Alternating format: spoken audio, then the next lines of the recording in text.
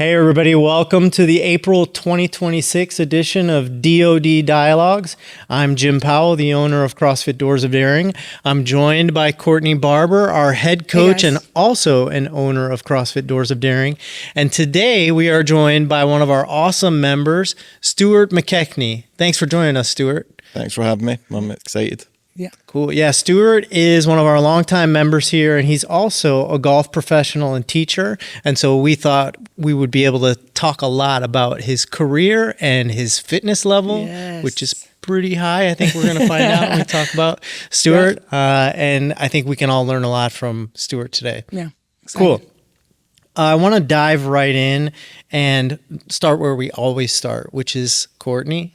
Tell them what you did for your fitness today. So I did the class workout today, which was a little bit of Murph prep. So break it up however you want. Mile run.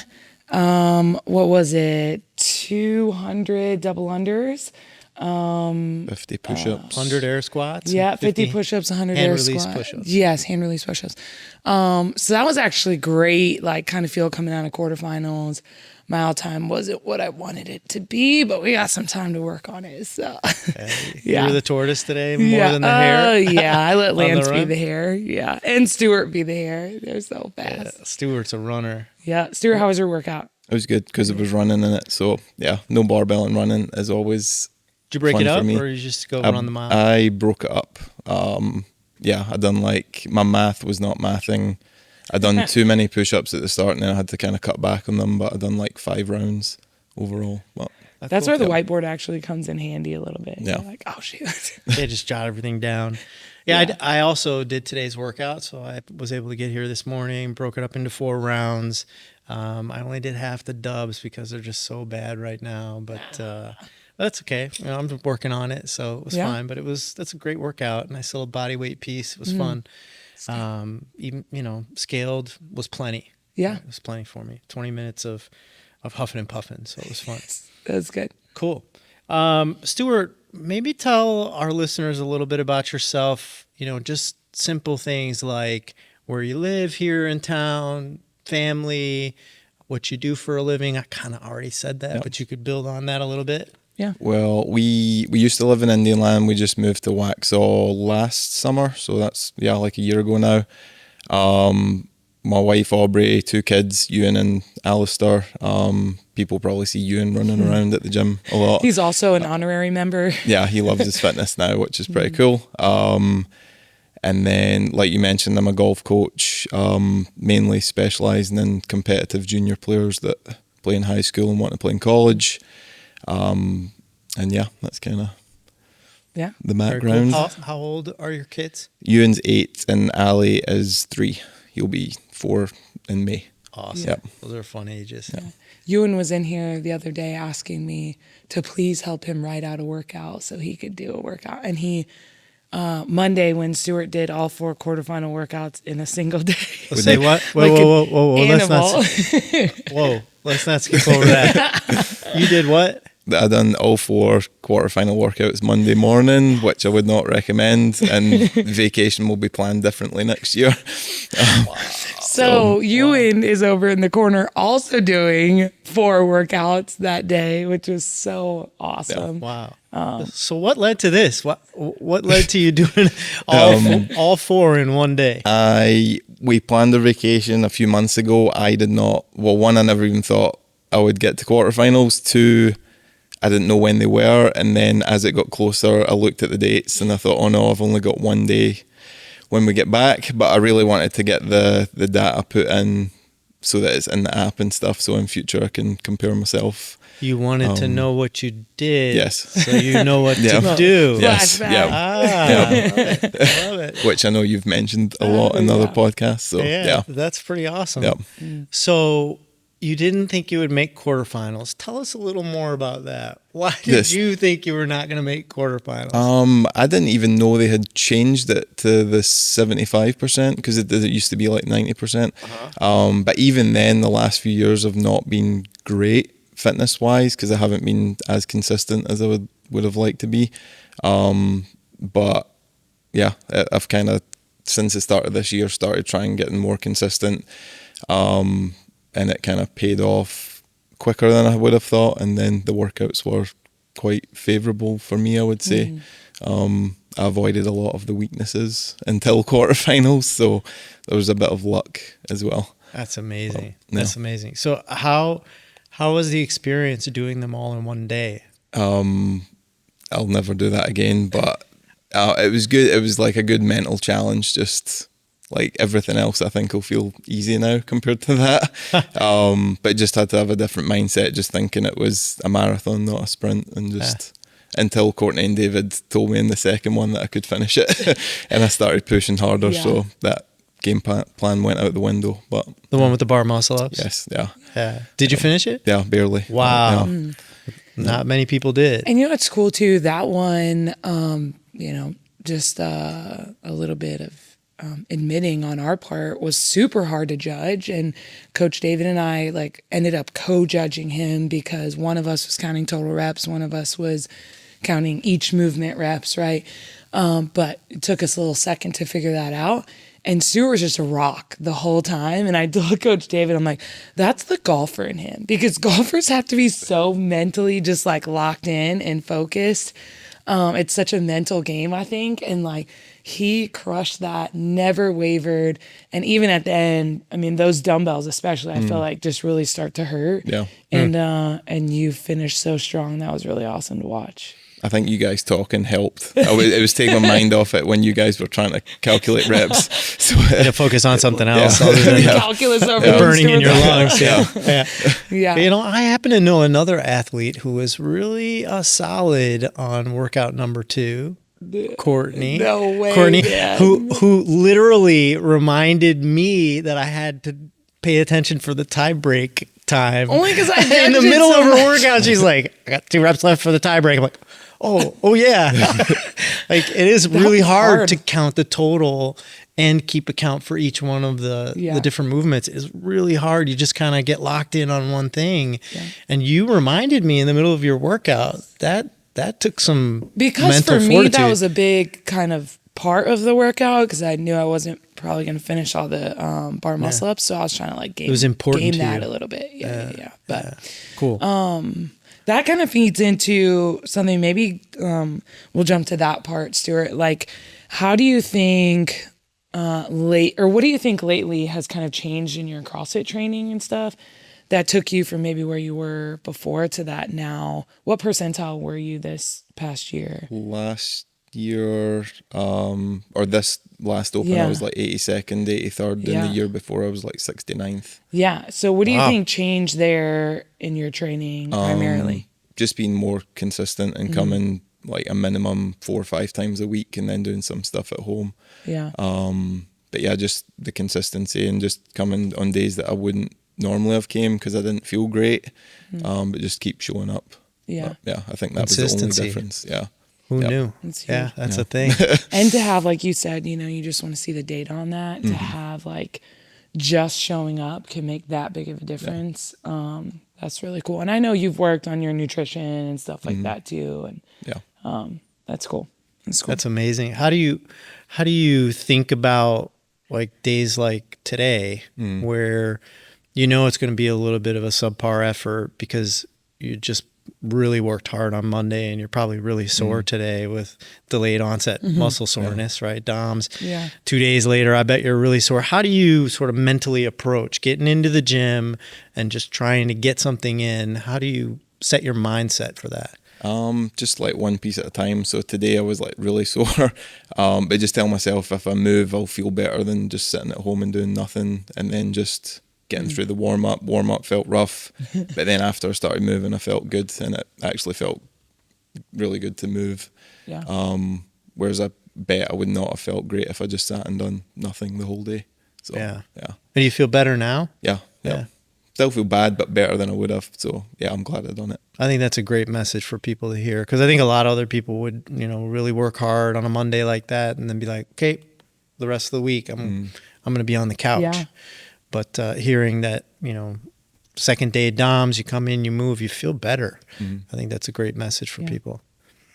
Do you think there's an equivalent in the golf world where, hey, you know, you just got to pay the man, you got to put in the time and be consistent no matter what? Yeah. just regard like not so much obviously fitness stuff. Yeah, just doing all the little things, but even just like golfers playing in tournaments, like just showing up every time and trying, even if they had a bad previous round. So could be the same as a workout. If you had a bad previous workout, just putting that one aside and then going to the next one and reset and go again, kind of thing. So yeah, I think it's similar in different ways. Yeah, just the discipline to show up and do your best, even if you feel like you're out of it, right? From a tournament perspective, and just take what you can from it. Yep. I think that's really good. That seems like it's a parallel.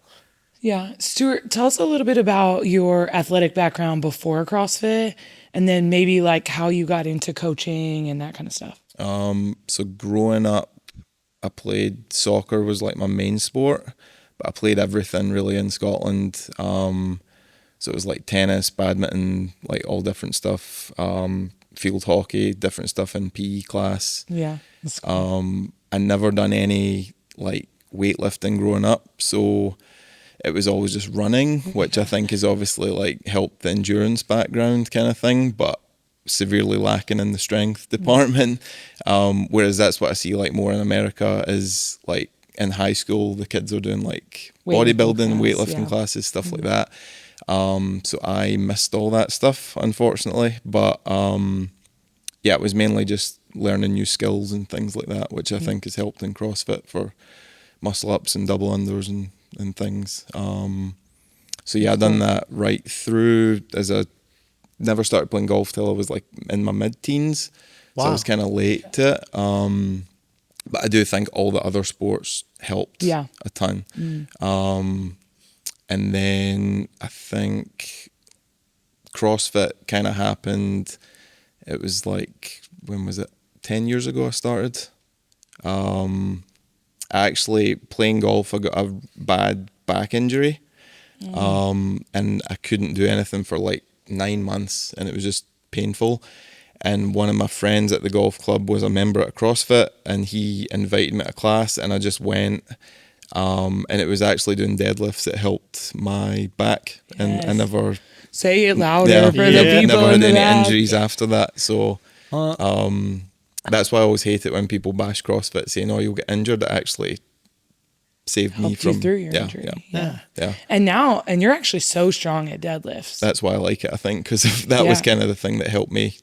Whereas I had done like exercises and stretches and nothing helped, but just building up like the strength and the stability in the core, I think helped protect my back for sure. So And not just CrossFit, like so many people bash the deadlift for it hurt my back. Like it hurt your back because your back is weak. Your back needs some good deadlifts. Yeah. That's awesome. And then I think sometimes too, you probably face that now with some of your student golfers, right? And their attitudes towards training and stuff like that. I know one of your personal missions has been kind of to get more buy-in with just general athletic training with some of your golfers. Tell us about that a little bit too. I always push it to students to try and work out as much as possible, because golf nowadays is like very athletic. It's not like beer bellies and guys smoking cigarettes like it used to be years ago.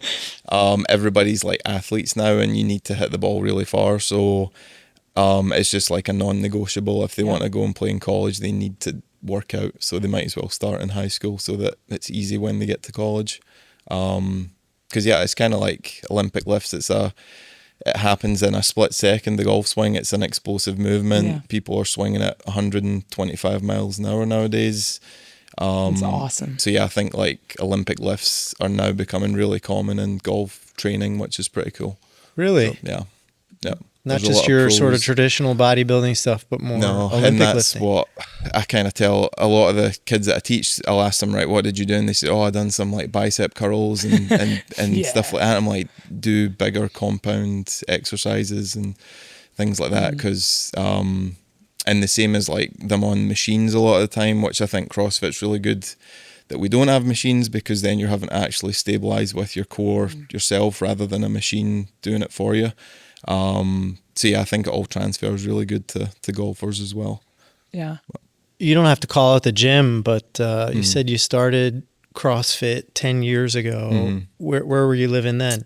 We lived in West Texas, out in the oil fields. Yeah, Okay. in Odessa, Midland, like Friday Night Lights land. Nice.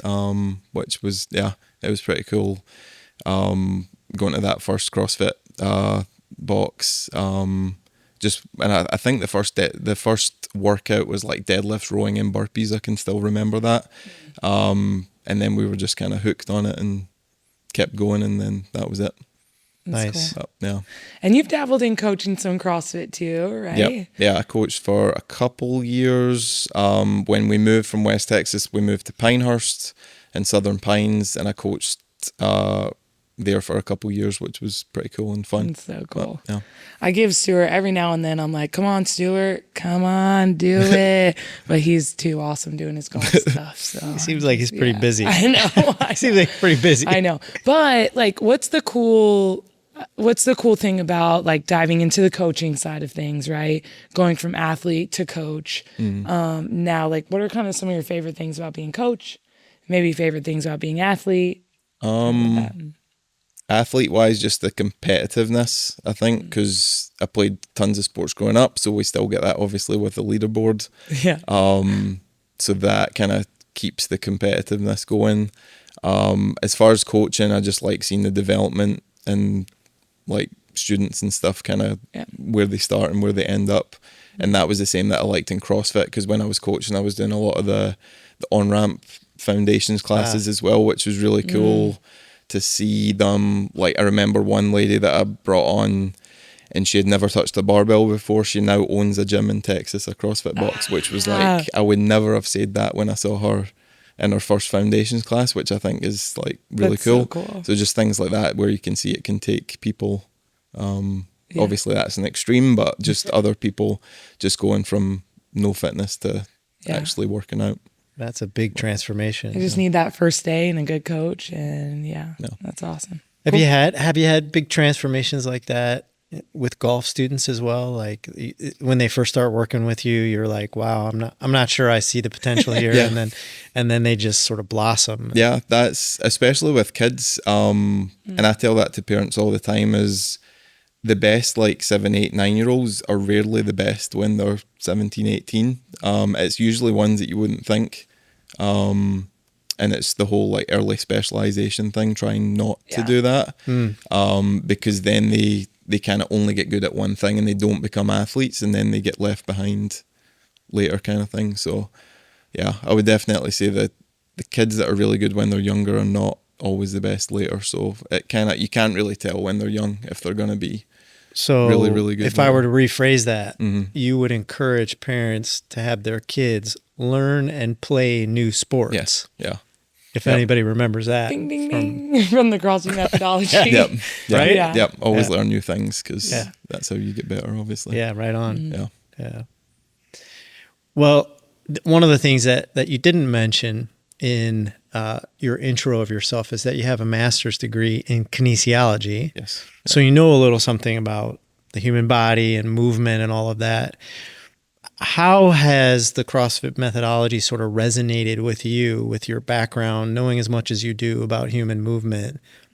Just knowing that, like, the different energy pathways and systems and things that we're working on, and here, and even on like days where you might look at it and think, oh, that's just an easy like workout, like maybe tomorrow, for example. Some people might look at that and go, oh, that's not that intense, whereas it has a purpose. You can't just go all out every single day.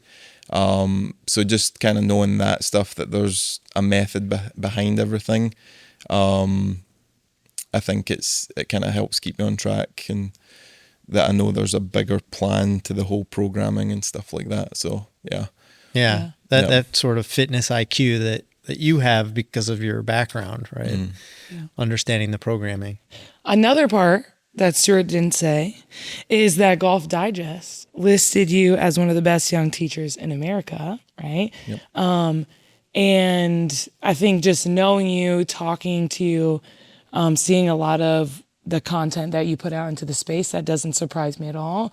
But what do you think kind of sets you in that upper echelon of especially golf coaches for young athletes? What kind of sets you apart? What makes you really good? I don't really know, to be Come honest. on, Stuart, I brag. don't know. No, I genuinely don't know. I just care a lot about my students. That's it. Yeah, I would say that's it. It's Yeah. kind of, if they're invested, then I'm super invested. If they're not invested and I see potential, I'll push them to be better. But yeah, I think that would be it. Yeah. I think one of my things that, like, I kind of alluded to this with him doing the 4 quarterfinal workouts in one day. I see with you as an athlete, just like this mental resilience and this mental toughness. And I know you post a lot about that in your social media, like how important the mental side of golf is, right? Can you speak to like how you coach that a little bit and maybe even how that plays out in here, but especially in golf?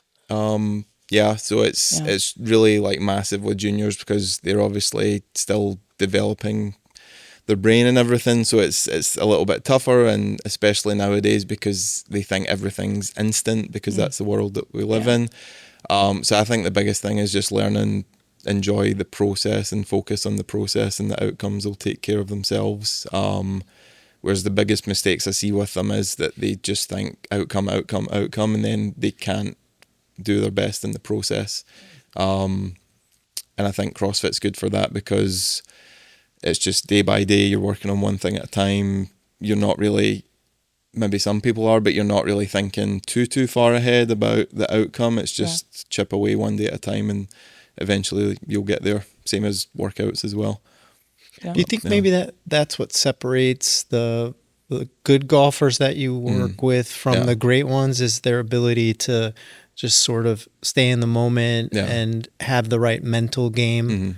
Yeah, 100%. Because I've seen kids that like they swing it great and they can hit it a mile, but mentally they just don't have it. And then there's other kids that if you looked at them, you'd think he's awful and he scores better than the other one. So yeah, I would say like mental, that's the biggest differentiator between like the good and the greats for sure. Where does the mental stuff show up? I played a little bit of golf in my time, nowhere near at your level, but I used to play some golf. And for your athletes, where does the mental part show up? Does it show up all throughout the game, or does it show up more in the short game, the long game? What's your view on that? Everywhere, from like before tournaments, during tournaments, after tournaments, like literally every single place, in between shots, before shots, immediately after shots, during shots. And they're obviously doing it for like 5 hours if they're playing 18 holes. So just trying to teach them like you need to kind of switch on and off between shots because nobody can concentrate for 5 hours at a time kind of thing. So yeah, it's all over the place. Interesting. It's huge. Even, I mean, my background's softball, and I think the longer games that are slower with a lot of downtime, that's like the trap. The hardest, right? yeah. There's way too much time to think. And it's like, what are your thoughts doing to you in that time frame? Yeah. One of the things I've noticed too that you do really well, Stuart, is the way that you goal set. And like even this past goal review meeting, which guys, if you haven't scheduled yours, schedule goal review with a coach because those are awesome. Stuart took advantage of it. But you had set out some bigger goals, right? And then mapped them out. Even like weekly cycles, all that stuff. And that is definitely your coach brain kicking in, right? But how do you approach that maybe with your golfers, or how would you suggest other, people like maybe members approach that too? Just like reverse engineer it. So I kind of look at like, right, what are the biggest weaknesses? So just for example, for me, it was like overhead squat, strict handstand push-up, things like that. And then just work it backwards all the way at the beginning and just look at the foundation. So I've like started working on mobility for overhead squat because that's the foundation, and then started going to PT to get exercises for that, and then just gonna build it month by month, and then we'll retest it next year in the Open if it comes up. In quarterfinals, was like, bam, opportunity to test it. And it's good that we're doing like the other total this week as well, so I'll get to see that, and then we can retest it in future. But yeah, just setting the big goal and then working it backwards, and then like making it really small process goals and just chipping away at it. Yeah. And like you can do that with a coach or you can do that on your own. There's a lot of tools to help you with that. And then how do you do anything like that with your golfers that you coach? Yeah, so based on their age, I'll kind of dictate a lot of it, but just kind of seeing where they are right now, where their long-term goal, and then just work it backwards. So like I would go like look at their scoring average and then just say, right, let's get down to this by next year. Yeah.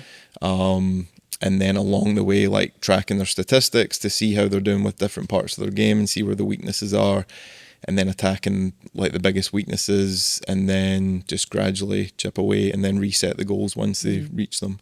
Yeah. And just keep doing that over and over and over and see where they get. And that helps it stay process oriented too, right? Because a lot of things maybe can affect your scoring, but like swing velocity or whatever, that's, yeah. When do you find the best time for that goal setting exercise is? Is it preseason, postseason? Is it both? I do it with them postseason. And that's kind of one of the biggest things that I've learned over the years is that a lot of golfers, they think, and it is the same for CrossFit, they think that they can just be their best the whole year, which is not possible. So just going into like, right, postseason, we're going to evaluate and then make a goal for the next year, then go into preseason, in season, and just work through the cycle and then reevaluate and just go through that cycle each time. Yeah. So this would be a great time for CrossFitters to be evaluating their performance in the open and or quarterfinals, determining what went well, what didn't, and setting some goals for next year. Yeah, I think so. Because this is Perfect sort of time. most of us. It's our postseason, right? Yeah. A few that are moving on, but not many. Yeah. And I think even like for people who aren't super competitive in the CrossFit space, the summertime, right, when things are a bit more casual for a lot of people, is a good time to kind of step back from the like raging on every workout, look at really like what we're trying to prioritize and fine tune that a little bit, right? Yeah. Do the accessory work that really matters for you. Focus on a specific part of a workout, right? I know like Stuart, a big one for you is like you've been continually getting better at your wall walks, right? Like you're not going to be burning down that house all year long. You have specific ideas of how you want to approach that and get better at that, right? So I think it's a great time of year to do that. Yeah. And focus on a specific weakness or challenge and just keep working through it in small increments. Yeah. I know a lot of famous golfers, sort of, it used to anyway, a couple decades ago, really pride themselves on like how many hundreds of balls they would hit a day and how much time they spent on the range. In CrossFit, we try to preach, too much is sometimes too much, right? More is not always a good thing, right? So is that true for you when you're teaching juniors golf? Is it the same thing? You try to rate limit them a little bit, or is in golf more is better? I think when they're starting out, they need more volume just to kind of get the reps. But after that, definitely not. And that's like what you'll see if you go to any driving range. You'll see people just getting the largest bucket and just rifling through golf balls nonstop. And there's not much like feedback between shots. They don't know what's going wrong, and they're just like hoping that they're going to find something. So I'd rather they do much less and then higher quality. Guilty. Fewer Guilty.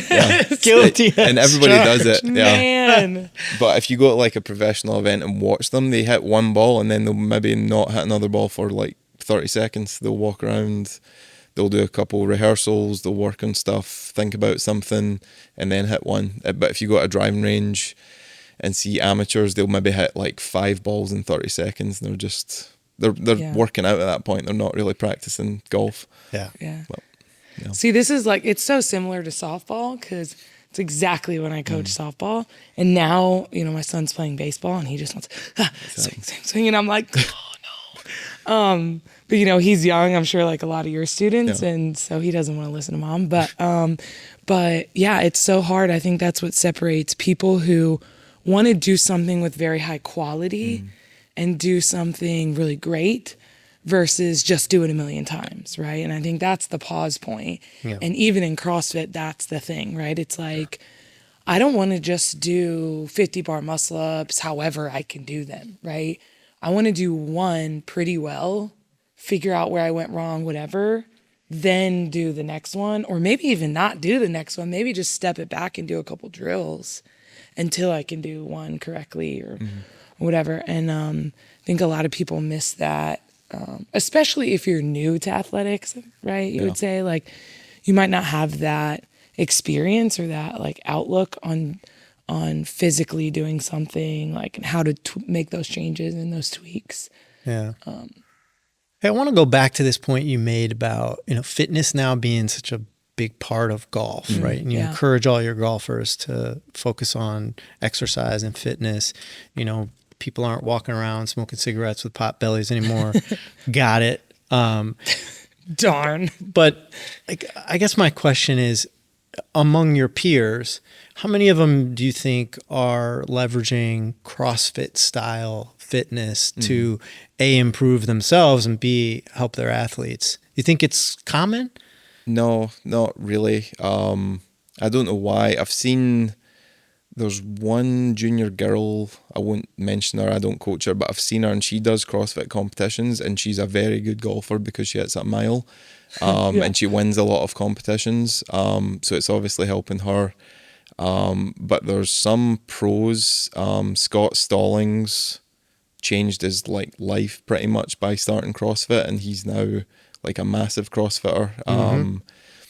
And he's said that it's completely changed his golf game and his lifestyle, because he said he went to the doctor and said that everything was horrible in his checks and like everything. All his chart, numbers. So yeah, but even years ago, Rory McIlroy commented on CrossFit love your wads, but nobody really picked up on it. No, I remember that. Yeah. In the CrossFit space, people picked up on it. But nobody in golf really picked up on it for some reason. Yeah. But now, if you watch the golf documentaries and stuff, they're always in the fitness truck at events, and there's a pro golfer, Adam Scott, who's been one of the best for years, and he's older now. Yeah. Yep, and he says that his fitness has kept him injury free, and he can still hit it as far as the younger guys. But he does workouts 3 hours before he plays a tournament. So if he has a 7 a.m. tee time, he says he gets up at 4 and does a workout so that he's primed and firing. ready. Yeah. Lots of fitness, but maybe not that much CrossFit in the golf Yeah. space. It's interesting.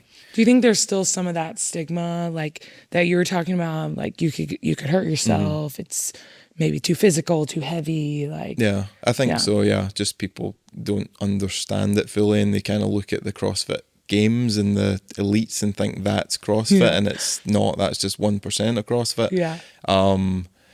So yeah, it's just I just think it's people not understanding what it fully is. It's like me watching pro golf. I thought that was all golfers. Yeah. Then I went to go watch Lance play golf. It didn't look like that. I didn't know.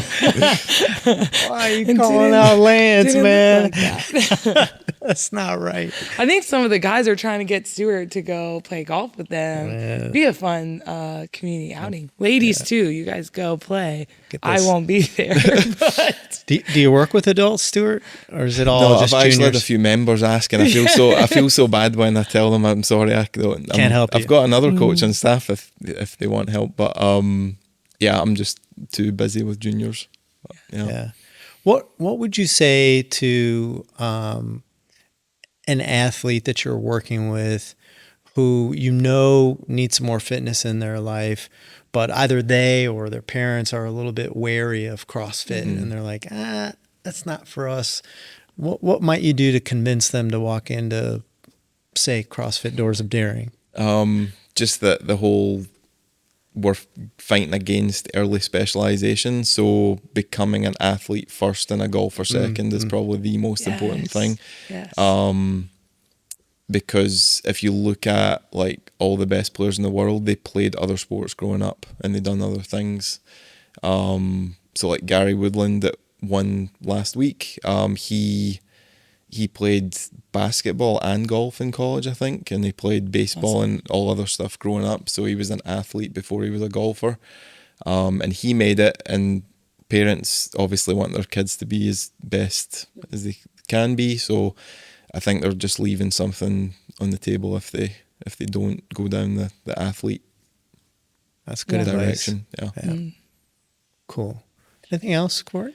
Yeah, I think, well, that's such a good point. I think, especially something with me being a parent too, one of the reasons why I love my kids being in here, you know, Glory does gymnastics, Kai plays multiple sports. It's like, I want them to be able to kind of pursue wherever like life leads them, you know?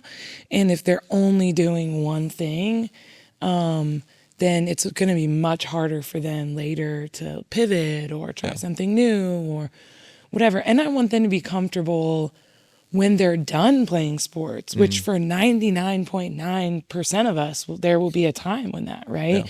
I want them to feel comfortable walking into a gym and staying healthy and fit for the rest of their lives, right? Which is, you know, I think for all of your students, even if they do go on to play golf for a very long time, we still want them to have that confidence of being a healthy, strong individual when they're done. And I think like sometimes we forget about that in youth sports. Part of like the hyper specialization maybe has become like, I just know my 10-year-old is gonna play softball or golf or whatever for the rest of her life. And it's hard because you kind of have to tell the parent like, well, maybe. However, if she does or if she doesn't, this path will be awesome for her. Right.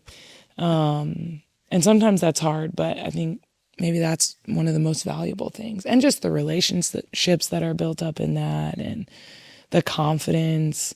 So do you think it helps like athletes that you coach when they play other sports or do other things?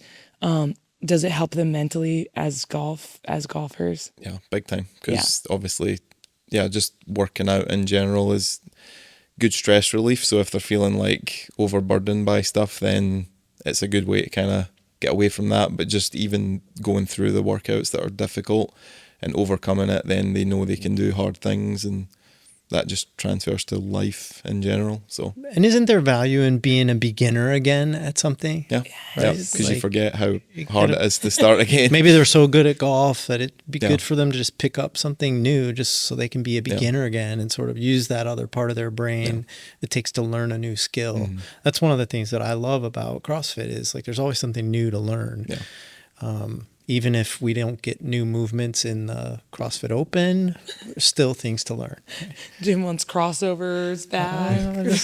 I don't know that stepping up on a box with a wall ball could be considered a new movement. Okay, I have one last question if you don't have anything. Go for and it. That's really for our members. I know a lot of our members actually play golf, and I know you're not available for coaching them, but let's give them some nuggets, right? So if you're talking to one of the guys at the gym, and they're like, hey, Stuart.